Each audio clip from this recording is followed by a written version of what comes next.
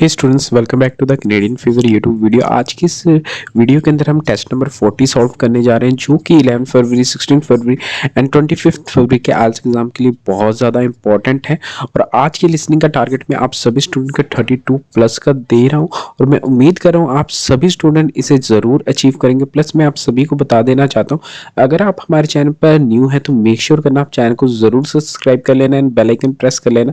Listening के अलावा हम बहुत सारी ऐसी अपडेट लेकर आते हैं जो कि आपके आइल्स एग्जाम के लिए बहुत ज़्यादा इंपॉर्टेंट है।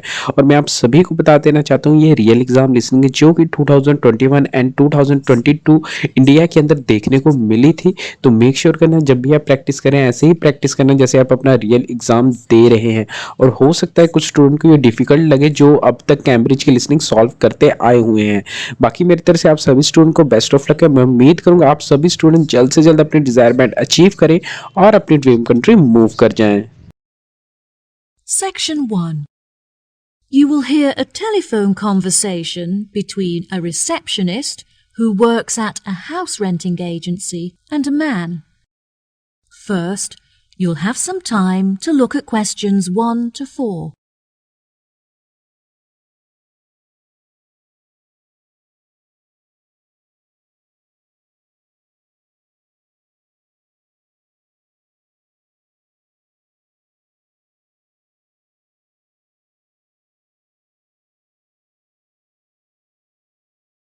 You will see there is an example that has been done for you. On this occasion only, the conversation relating to this will be played first. Hello, how can I help you today? Yes, hello. I'm just phoning you as I have seen an advertisement on your website for a property that I'm interested in renting. If possible, I'd like to find out some more information before I organise a viewing. No problem at all. What is the address of the property that you'd like to inquire about? It's 21 North Avenue. Okay. The address of the property is 21 North Avenue. So, 21 North has been written in the space. Now we shall begin. You should answer the questions as you listen, because you will not hear the recording a second time. Listen carefully and answer questions 1 to 4. Hello, how can I help you today? Yes, hello. I'm just phoning you as I have seen an advertisement on your website for a property that I'm interested in renting. If possible, I'd like to find out some more information before I organise a viewing. No problem at all. What is the address of the property that you'd like to inquire about? It's 21 North Avenue. Okay, what is it that you'd like to know? First of all, I'd like to know what facilities the office has, as I need to make sure that it'll be suitable for my advertising company. I see. The office contains a large open-plan space with a wide frontage onto a busy street with lots of passers-by, so your business would have a really good street presence. There is also a toilet and newly refurbished kitchen equipped with a dishwasher and oven. Wow, that sounds great. I'd definitely like to register my interest. Okay, perfect. I just need to take some details from you, if that's okay. What is your full name? Jonathan Smith. And what position do you hold in your company, Jonathan? Until recently I was sales manager. However, I've recently been promoted to regional manager, so I'll be in charge of running our new office. Can I ask where the office is located? Yes, of course. It's located downtown, just around the corner from Royal Square Shopping Centre. That's a bit too far out of the centre for my liking. I'd much prefer to be located in close proximity to the station. Do you have any property located in that vicinity? It would help me to narrow down the results if you could tell me how many employees you intend to have working in the office. Our branch is made up of 30 employees, and we'd like some extra space for meetings and presentations. Most average office spaces are around 8,000 square feet, but it sounds like you would need more space than that. I think that 10,000 square feet would be more suitable for your needs. Now, let's see, we have 10 properties that match those criteria, so let's try and narrow it down. Before you hear the rest of the conversation, you have some time to look at questions 5 to 10.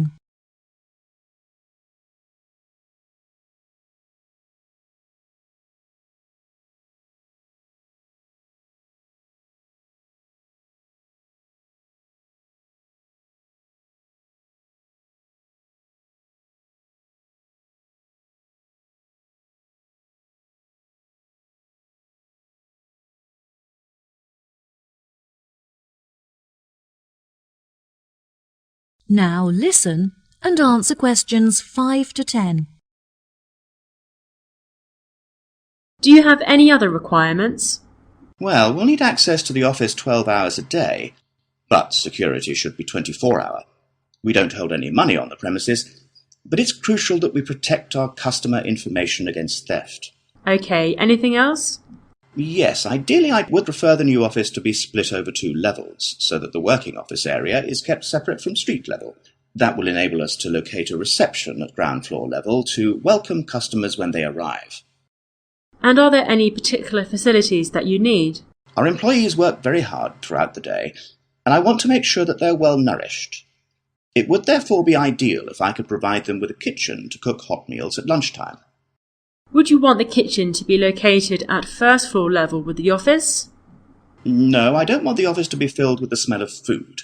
It would be better if the new office had a basement where we could locate the kitchen and staff room area to keep it at arm's length from the workspace.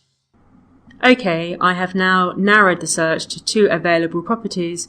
Do you have any other requirements that could narrow our search down to 1 result? All of our office staff will be working at desktop computers, so I'll need the office to be equipped with at least 40 power sockets if possible.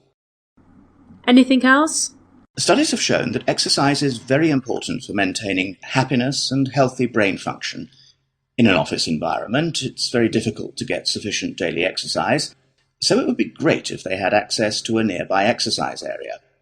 One of the available offices is located next door to a gym. Would this be suitable? Yes, absolutely. A gym is exactly what I was thinking of. Brilliant. Do you need the office to be furnished? I don't think so. I already have some furniture, so I would prefer to bring this myself. That's no problem at all. And before I forget, we will definitely require Wi-Fi access, as much of our work and customer recruitment is carried out online. No problem. It sounds like the property will suit your needs perfectly. I've taken the liberty of booking you a viewing at 3 p.m. on Thursday, so you can see it for yourself. Is there anything else I can help you with today? No, I think that's all the information I need. Thanks very much for your help. No problem. It's been my pleasure to be of assistance. Goodbye. That is the end of section 1. You now have half a minute to check your answers.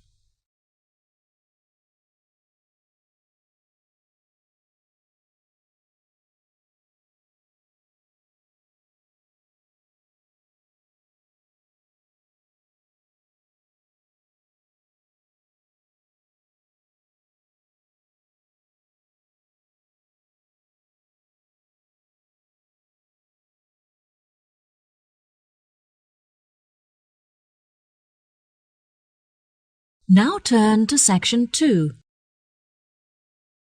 Section 2. You will hear a tour guide giving a talk about a relaxation centre. First, you'll have some time to look at questions 11 to 14.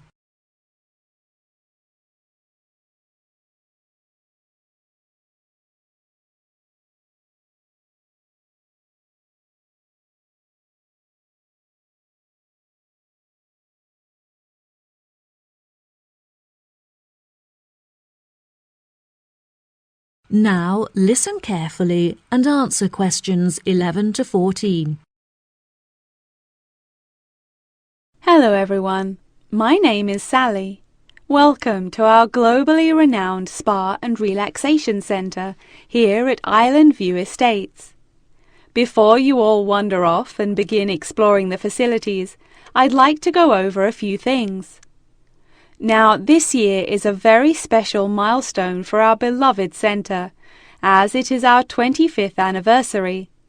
I understand that this means you have all paid an increased price for your tickets, but I can promise that all of the events we have scheduled for your enjoyment will make the costs well worth it. I know that all of you have travelled a long distance to make it here to the centre of the New Forest, but it is thanks to its remoteness that our centre is such a beautiful place to relax.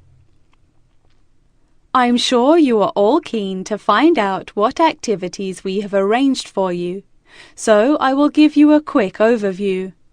Tomorrow we have arranged for you all to participate in a yoga session for the duration of the morning, followed by a day of relaxation at the pool, where we have ample sun umbrellas to protect you from the sun. On Wednesday, we have organized a sightseeing hike through the forest, where you will be able to test your navigation skills and witness the wild ponies in their natural habitat. It's forecast to be sunny that day, but I recommend that you all bring rainproof clothes just in case. On your last day, we have a special surprise, a pony trek along the beach. We ask that you all wear full-length trousers and that all women have their hair tied up in a ponytail. Helmets are provided at the center for those who would like to wear one. There are a couple of beautiful attractions here at the center that you must all be sure to visit before you leave. The Rose Garden, located just at the corner of the property, is home to many indigenous species and is beautifully serene and peaceful, the perfect place to collect your thoughts or read a book. Our sunset boat ride has been the favorite attraction for many of our visitors. Simply hop aboard and relax whilst we sail you out into the open sea to witness one of the most beautiful spectacles that nature has to offer. Last, but certainly not least, is the freshwater pond, which serves as a watering hole of sorts. Some of you may even be lucky enough to spot our resident kingfishers, who are members of a very rare and endangered species. Once you have all unpacked and settled into your rooms, we will be taking you out to the neighboring island for a bonfire and barbecue dinner. The island is very small, and the bicycle trails make it very easy to explore all of its beautiful corners. As the island is entirely separate from the mainland, it has never been inhabited by wildlife, so you can all roam freely and safely. We have some bonding exercises for you all to take part in around the bonfire, where you can potentially make new friends and discover a lot about yourself. Before you hear the rest of the talk, you'll have some time to look at questions 15 to 20.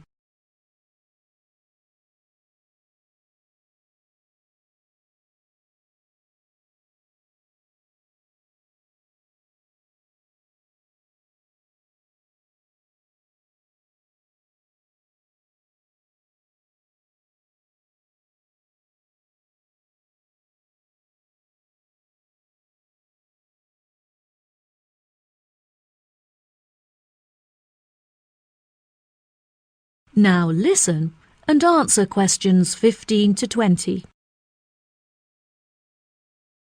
Now, let me tell you a little bit about the facilities that the resort has to offer. For those of you keen on indulging in a little bit of retail therapy, just wander along to our tourist centre, where we have a wide selection of presents on sale at reasonable prices. If you are feeling more drawn to the natural surroundings and scenery, I recommend that you take a trek up the mountain, where you can enjoy the panoramic outlook from the peak. For a bit of cultural indulgence, why not pay a visit to our small on-site theatre, where you can enjoy watching a range of movies and check out some works by our resident street artists. Just a 10-minute walk down the road is the local art museum, where you can roam around the sculpture courtyard or admire the many artworks on display. Here at the resort, we are incredibly lucky to be located right next to a nature reserve, where many species of endangered wildlife live in the pond. Just on the bank is a small hut where visitors can observe the fish and birds in their natural habitat. Now, if any of you are interested in history, you have the very interesting opportunity to visit the ancient building at the south side of the grounds. The building is now a museum, However, it originally served as a jail for those charged with crimes of treason against the royal family. Well, that just about rounds it up. Now, if anyone has any questions? That is the end of section 2. You now have half a minute to check your answers.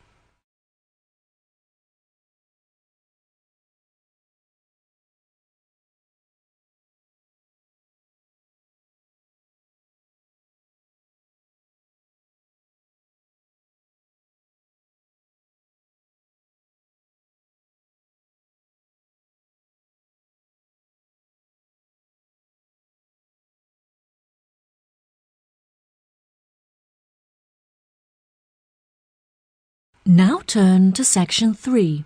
Section 3. You will hear Lara and Tommy, 2 students, talking about their book club. First, you'll have some time to look at questions 21 to 24.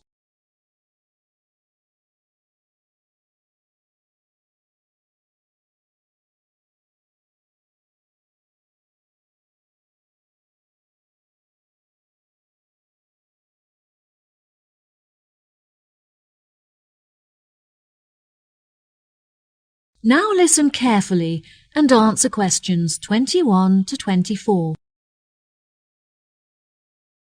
Hi, Tommy. I haven't seen you for ages. How have you been? Oh, hi, Lara. I'm great.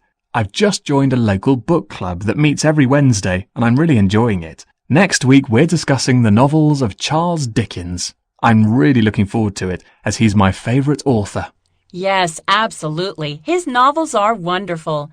I attended Dickens Book Club too. Would you like to do a practice session with me in preparation for your meeting? Sure, that sounds great. Let's start by discussing the main characters in David Copperfield and the ways in which they're affected by the events of the story as it develops. What do you think of Rosie? I think that she's a really sweet character in the beginning, but as the story progresses, she becomes bitter because of how her relationships had turned out in the past. That's true. Her sisters all marry and live happily ever after, but she ends up alone. It is very interesting to see how deeply the change in her personality affects her relationships. What is your opinion of Florrie? I find her very manipulative.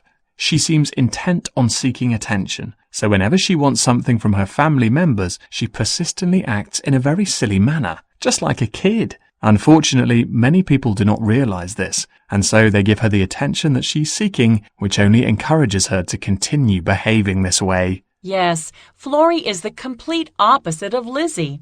Lizzie is very sensitive, and she has a true perceptiveness into how people are feeling and how they behave, which enables her to act appropriately towards them.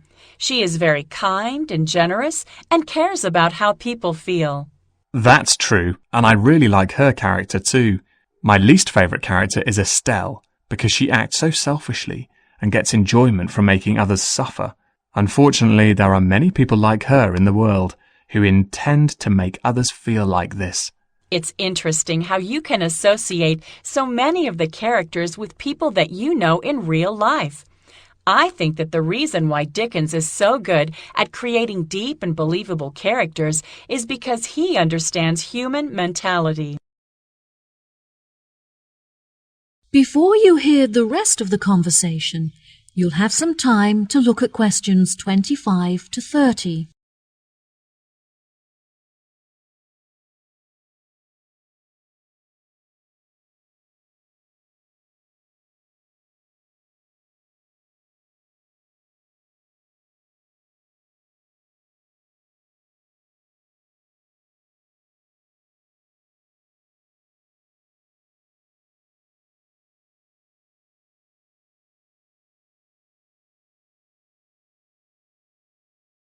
Now, listen and answer questions 25 to 30.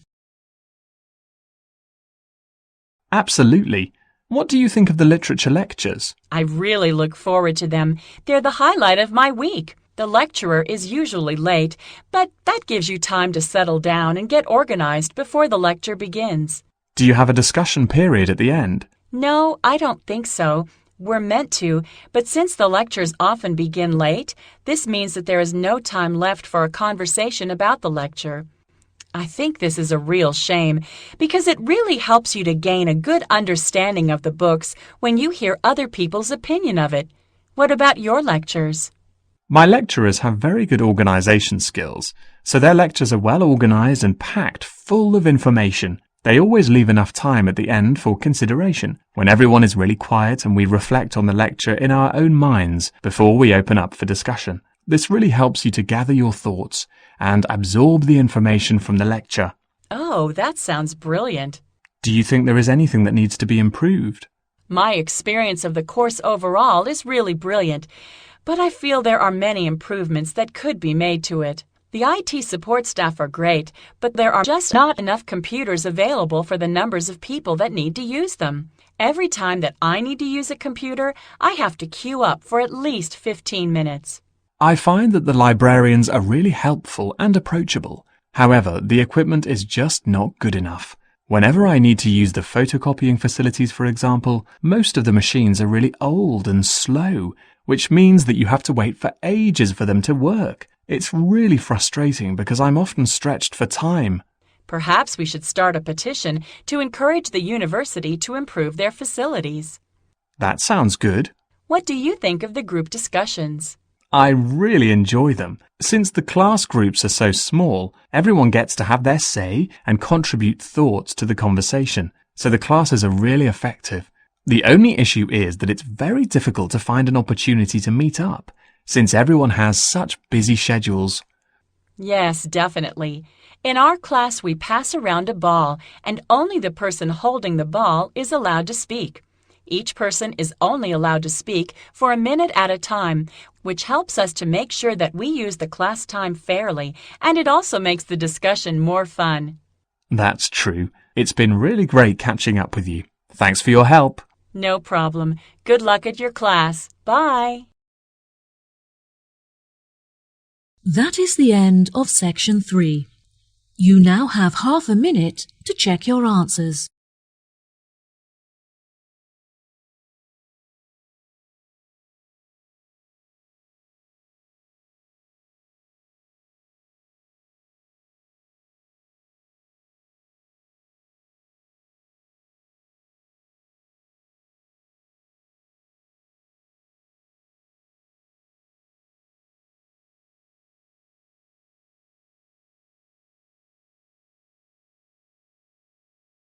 Now turn to section 4.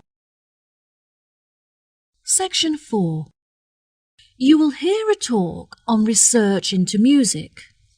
First, you have some time to look at questions 31 to 40.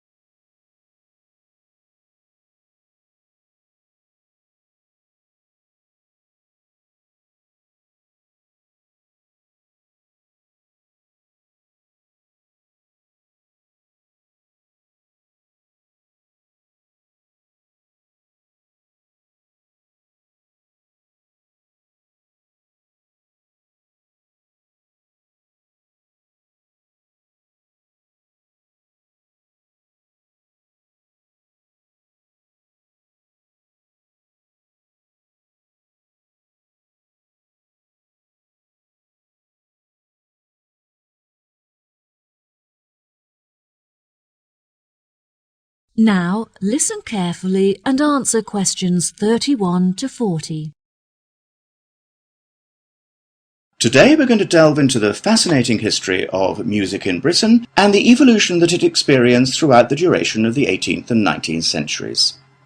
During the second half of the 18th century, Britain experienced an industrial revolution, during which its manufacturing industry underwent a major transition from hand production methods to the use of machinery. This sudden boom in the industry drew thousands of people into the cities, where they knew they'd be able to find jobs in the factories, working with or maintaining the machinery. This sudden influx of people into the cities did not just come from the surrounding countryside, but also from other poorer nations in search of a better life. Between 1800 and 1900, the population of England increased by 4 times. This mass immigration from different nations and areas of the country resulted in a variety of cultural influences meeting and mixing to form a new, more diverse culture. With this new culture came a new style of music. Prior to the Industrial Revolution, music had originally been written to reflect the hard, labour-intensive life in all kinds of industries when all work had to be done by hand. Most people resided in small rural communities where their lives revolved around farming. Life for the average person was difficult, as incomes were meagre, and malnourishment and disease were common. Despite the difference in nationalities of the people and the variety of musical genres, all of the music shared one common language, English. As many were unable to write, the songs were a means for the people to give voice to their experiences and feelings about their hard and laborious jobs. Most of the music written by the workers during this period has been lost as a result of illiteracy and the wear of time. Now, you may be asking yourselves how these small musical works were formed. The roots of most of these groups can mostly be traced back to the younger members of the working classes, who were perhaps rebelling against the inferiority of their living and working conditions compared to those of the upper classes. Young performers would often lead these musical trends, usually possessing a great talent for singing or playing particular handmade instruments. As time progressed into the 19th century, these musical groups had gained much notoriety and would hold small performances in the street for all to watch. It was perhaps their blind optimism and rebellious spirit that led them to become so popular with their audiences, which were usually made up of the poorest of the poor. Despite efforts by the upper classes to put an end to these musical traditions, they continued to gain popularity and flourish.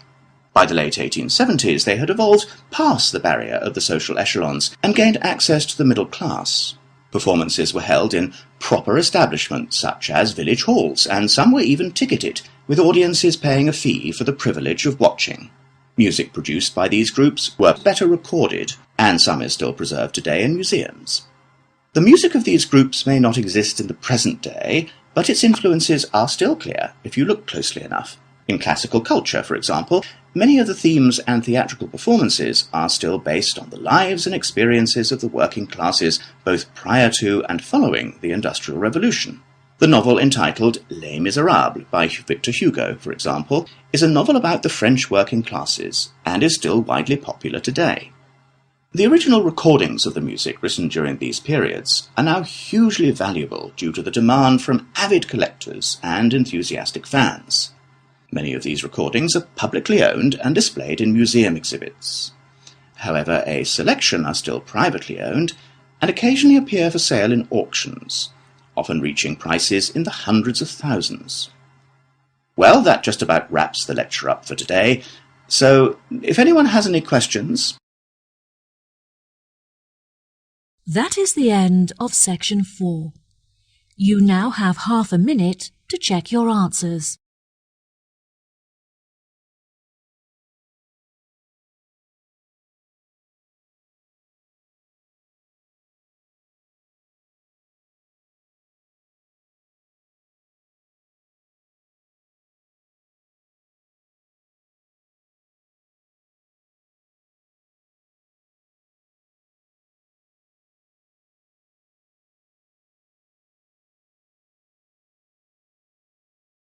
That is the end of the listening test. In the IELTS test, you will now have 10 minutes to transfer your answers to the answer sheet.